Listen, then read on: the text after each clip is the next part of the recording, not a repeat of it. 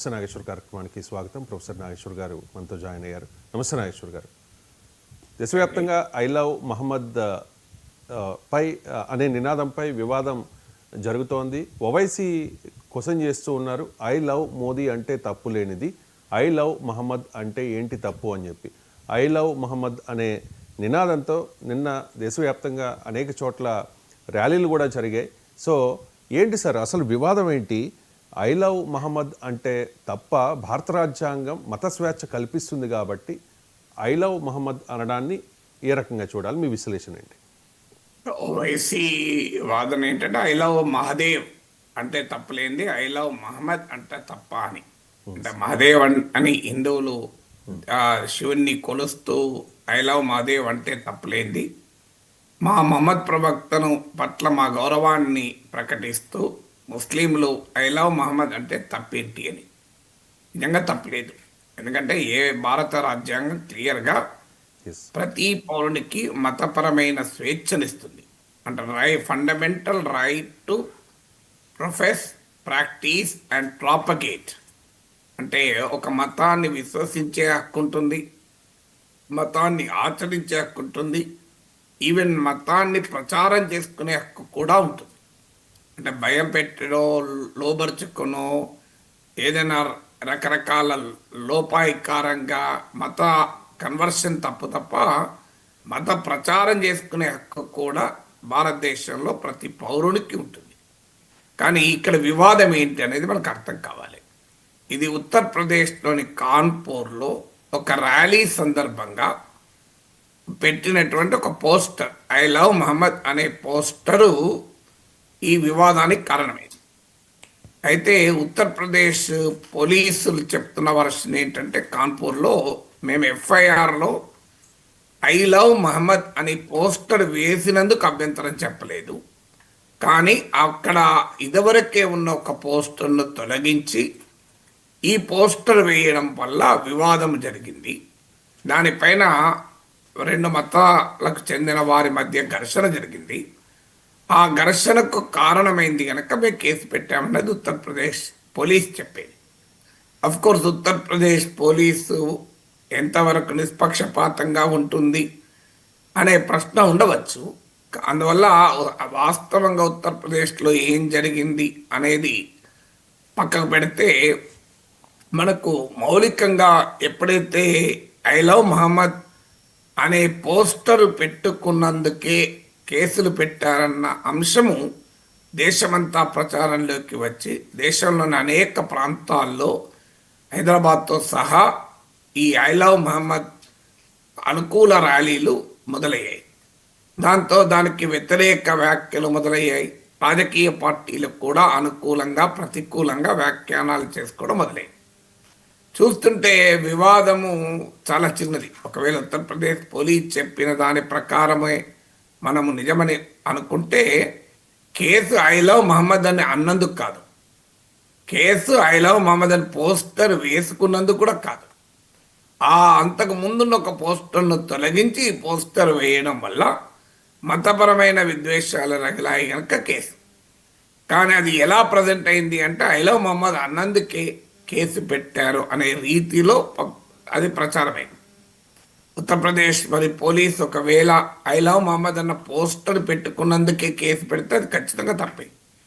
కానీ I love Mohammed అన్న poster అంతకు ముందున్న ఒక పోస్టర్ను తొలగించి పెడితే అలా పెట్టుకునే హక్కు ఎవరికీ లేదు. ఎందుకంటే ఒక పోస్టర్ను తొలగించి మరో పోస్టర్ పెట్టడం ఖచ్చితంగా మతపరమైన విద్వేషాలు రెచ్చగొట్టడమే అవుతుంది.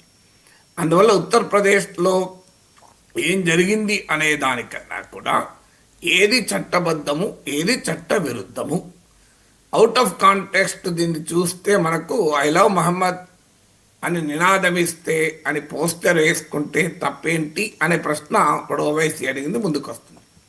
కానీ కాంటెక్స్ట్ ఏంటి? ఐ లవ్ మహమ్మద్ అనే కాదు, ఐ లవ్ మహదేవ్ అని కూడా అంతకు ముందున్న పోస్టర్ను తొలగించి వేసుకుంటే అది కూడా తప్పే కదా. సో ప్రతి పౌరునికి మత స్వేచ్ఛ ఉంది, కానీ ఇంకో మతస్థుల పోస్టర్లు తొలగించి మరో పోస్టర్ వేసే హక్కు ఎవరికి ఉండదు. నువ్వు పక్కన కావాలంటే పోస్టర్ వేసుకున్నా కూడా అది మంచిది కాదు. ఒకరు వేసుకున్న చోట పక్కనే ఇంకో పోస్టర్ వేస్తే ఏమవుతుంది, అదొక పోటీగా మారి అనవసర ఘర్షణలకు కారణమవుతుంది. అందువల్ల చట్టం ఏం చెప్తోంది, ప్రతి పౌరునికి మతాన్ని విశ్వసించి ఆచరించి ప్రచారం చేసుకునే హక్కు ఉంటుంది. కానీ భారతదేశంలో ఏ ఫండమెంటల్ రైట్ కూడా పూర్తిగా అబ్సల్యూట్గా ఉండదు. అంటే విశృంఖల ప్రాథమిక హక్కులు రాజ్యాంగం అంగీకరించదు. అందువల్ల అన్ని రకాల ఫండమెంటల్ రైట్స్ పైన, right to freedom of expression, భావ ప్రకటన స్వేచ్ఛ నుంచి మొదలుకొని ఈవెన్ మత స్వేచ్ఛ వరకు ప్రతి ఫండమెంటల్ రైట్ కూడా రీజనబుల్ రిస్ట్రిక్షన్, సహేతుక ఆంక్షలు ప్రభుత్వాలు రాజ్యము విధించే హక్కు అవకాశం ఉంటుంది. ఆ రీజనబుల్ రిస్ట్రిక్షన్స్కి గ్రౌండ్ ఏంటి అంటే మొరాలిటీ, అనైతికం ఉండకూడదు. పబ్లిక్ ఆర్డర్, ఇప్పుడు ఉదాహరణకు ఒక పోస్టర్ తొలగించి మరో పోస్టర్ వేయడం అంటే అది పబ్లిక్ ఆర్డర్ను డిస్టర్బ్ చేస్తానికి కారణమవుతుంది. అది మొరాలిటీ కూడా కాదు. అందువల్ల సమాజంలో ఉన్న వివిధ వర్గాల మధ్య సామరస్యాన్ని దెబ్బతీసేది కూడా ఉంటుంది. అందువల్ల ఆ రకమైన స్వేచ్ఛ ఎవరికి ఉండదు. భావ ప్రకటన స్వేచ్ఛ ఉంటుంది, మత స్వేచ్ఛ ఉంటుంది. కానీ నీ మత స్వేచ్ఛ వల్ల అది ఘర్షణలకు దారి తీసే వాతావరణం ఉండకూడదు. అందువల్ల ఐ లవ్ మహమ్మద్ అని పోస్టర్ వేసుకునే హక్కు లేదా, నినాదం ఇచ్చే హక్కు లేదా అంటే ఖచ్చితంగా ఉంది. కానీ ఇతరుల పోస్టర్లను తొలగించి ఎవరైనా వేస్తే అది ఖచ్చితంగా తప్పే. అయితే అన్ఫార్చునేట్లీ ఒక ఇన్సిడెంట్ ఏ రకంగా ప్లే అప్ అవుతుంది, అక్కడ కాన్పూర్లో జరిగింది ఏంటి అన్న దాంతో సంబంధం లేదు కదా. ఈ సమాజంలో ఎవరికి వారు తమకు అనుకూలంగా ఆ ఘటనను ప్రజెంట్ చేస్తారు. ఆ ఘటన అలా ప్రజెంట్ అయినప్పుడు సోషల్ మీడియా పుణ్యమా అని విద్వేషాలు రగిలే అవకాశం ఉంటుంది. అందువల్ల భారత రాజ్యాంగం ప్రతి ఒక్కరికి మత స్వేచ్ఛనిస్తుంది. కానీ దానిపైన సహేతుక ఆంక్షలు ఉంటాయి. ఈ ఆంక్షలు ఎవరు నిర్ణయించాలి? టెస్ట్ ఆఫ్ రీజనబుల్నెస్కు లోబడి ఉండాలి. ఆ టెస్ట్ ఆఫ్ రీజనబుల్నెస్ను డిసైడ్ చేసేది మళ్ళీ కోర్టులు. దీనిపైన దేశంలో అనేక రకాల తీర్పులు ఉన్నాయి. దాన్ని ఎక్లియాస్టిక్ జురిస్ప్రుడెన్స్ అంటారు, మతపరమైన న్యాయ ప్రక్రియ. ఈ ఎక్లియాస్టిక్ జురిస్ప్రుడెన్స్లో అనేక జడ్జిమెంట్లు ఉన్నాయి, చాలా కీలకమైన జడ్జిమెంట్లు ఉన్నాయి. జస్టిస్ గోపాల గౌడ జడ్జిమెంట్, రోడ్డుకు అడ్డంగా నాకు మత స్వేచ్ఛ ఉంది, నా ఫండమెంటల్ రైట్ కనుక రోడ్డుకు అడ్డంగా నేను ఒక గుడిని కానీ మసీదుని కానీ మరో ప్రార్థనా స్థలాన్ని కానీ నిర్మించుకుంటా అంటే దాన్ని తొలగించే హక్కు ప్రభుత్వానికి ఉంటుంది. జస్టిస్ గోపాల గౌడ తన తీర్పులో చెప్తాడు, God has never intended to obstruct the path అంటాడు. రోడ్డుకు అడ్డంగా ఉండి ప్రజలను అడ్డుకోవాలని ఏ దేవుడు అనుకోడు అన్నాడు. నాకు మత స్వేచ్ఛ ఉంటుంది, కానీ ఆ మత స్వేచ్ఛలో కూడా ప్రభుత్వం జోక్యం చేసుకోవచ్చు. ఆది శైవ నలసంగం తీర్పు, ఇలా అనేక తీర్పులు ఉన్నాయి. ఈ తీర్పుల సారాంశం ఏంటి అంటే, రెండు సందర్భాల్లో ప్రజల మత స్వేచ్ఛ పైన ప్రభుత్వము ఆంక్షలు పెట్టచ్చు. దాన్నే టెస్ట్ ఆఫ్ రీజనబుల్నెస్ అంటారు. ఆ రెండు సందర్భాలు ఒకటి ఏంటంటే ప్రైమసీ ఆఫ్ పబ్లిక్ ఇంట్రెస్ట్, అంటే ప్రజా ప్రయోజన ప్రాధాన్యత. రోడ్డుకు అడ్డంగా నా ఆరాధనా స్థలాన్ని నిర్మించుకుంటాను అంటే చట్టం ఒప్పుకోదు. ఎందుకంటే అది ప్రైమసీ పబ్లిక్ ఇంట్రెస్ట్కి విరుద్ధం, ప్రజా ప్రయోజనానికి విరుద్ధం. అలాగే ఎసెన్షియల్ ఎలిమెంట్స్ ఆఫ్ రిలీజన్, అంటే ఒక మతానికి సంబంధించిన మౌలిక అంశాలపైన జోక్యము చేసుకోరాదు రాజ్యం, ప్రభుత్వం కానీ కోర్టులు కానీ. అది నాన్ ఎసెన్షియల్ అయితే జోక్యం చేసుకోవచ్చు. అందుకే శబరిమల తీర్పులో సుప్రీంకోర్టు అడిగింది, శబరిమల దేవస్థాన సాంప్రదాయాలు హిందూ మతంలో భాగమా అని అడిగాయి. భాగమే అని అని సమాధానం వచ్చింది. భాగమైనప్పుడు హిందూ మత సిద్ధ ప్రకారం మహిళలు దేవాలయాలకు వెళ్ళడం నిషేధం కాదు. అందువల్ల శబరిమలలో నిషేధము రాజ్యాంగ వ్యతిరేకమని తీర్పు చెప్పింది. మా సాంప్రదాయము, మా ఆచారం అంటే కోర్టు ఒప్పుకోలేదు సుప్రీంకోర్టు. మతానికి సంబంధించిన ఎసెన్షియల్ ఎలిమెంట్ కానప్పుడు మీరు సాంప్రదాయాల పేరిట ఆచారాల పేరిట ప్రజల మత స్వేచ్ఛకు ఆంక్షలు ఎలా పెడతారు అని అడిగింది. అలాగే ట్రిపుల్ తలాక్ ఇష్యూ వచ్చినప్పుడు కూడా సుప్రీంకోర్టు మళ్ళీ essential elements of religion, primacy of public interest ఈ రెండింటినే క్రైటీరియాగా తీసుకుంది. ట్రిపుల్ తలాక్ అనేది ఖురాన్లో ఎసెన్షియల్ ఎలిమెంట్ ఆఫ్ ఇస్లాం కాదు. అనేక ఇస్లామిక్ దేశాలలో కూడా ట్రిపుల్ తలాక్ నిషేధం.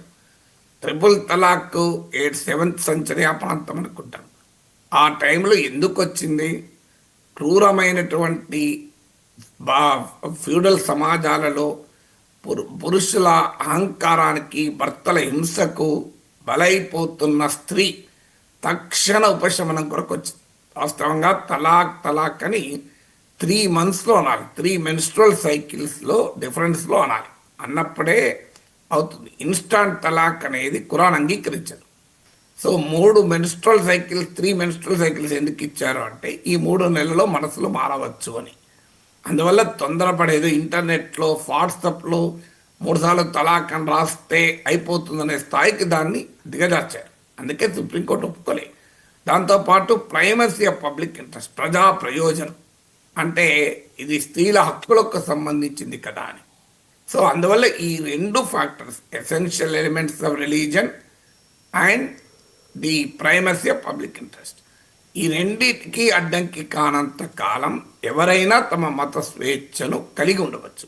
ఐ లవ్ యూ మహాదేవ్ అనొచ్చు, ఐ లవ్ ప్రాఫెట్ మహమ్మద్ అనొచ్చు, ఐ లవ్ మహాదేవ్ అనొచ్చు, నేను మా దేవుణ్ణి శివుణ్ణి ప్రేమిస్తాను, ప్రార్థిస్తాను అనొచ్చు, మహమ్మద్ ప్రవక్తను ప్రార్థిస్తాను అనొచ్చు, తప్పేమీ లేదు.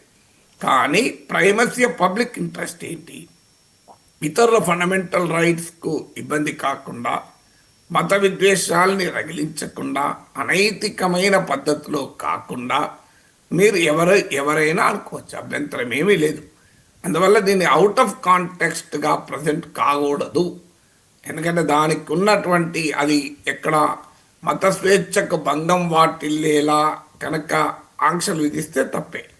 అలా కాదు. ఇప్పుడు ఉత్తరప్రదేశ్ పోలీస్, కాన్పూర్లో పోలీస్ చెప్తున్నది, పోస్టర్ పెట్టినందుకు మేము అభ్యంతరం చెప్పలేదు, వేరే మత సంబంధించిన పోస్టర్ తొలగించి ఈ పోస్టర్ పెట్టినందుకు మాత్రమే మేము కేసు పెట్టాం. If that is true then there is no issue at all కదా. నీకు ఏ మతానికి హక్కు లేదు కదా, ఇతరుల మతాల పోస్టర్లు తొలగించి పెట్టుకునే హక్కు ఎవరికి ఉండదు. అందువల్ల ఇతర ప్రాంతాల్లో దాన్ని అవుట్ ఆఫ్ కాంటెక్స్ట్ తీసుకొని ఒకవేళ నిరసన జరిపితే అది కూడా సరైనది కాదు. అందువల్ల వాట్ ఈస్ ద కాంటెక్స్ట్ అనేది ఇక్కడ చాలా కీలకం. ఇతర మతాల ప్రజల విశ్వాసాలకు నష్టం కలగకుండా నీ మత విశ్వాసాలను కలిగి ఉండేందుకు, ఆచరించేందుకు, ప్రకటించుకునేందుకు, ప్రచారం చేసుకునేందుకు కూడా ప్రతి పౌరునికి హక్కు ఉంది. ఇక బీహార్లో నవంబర్ 22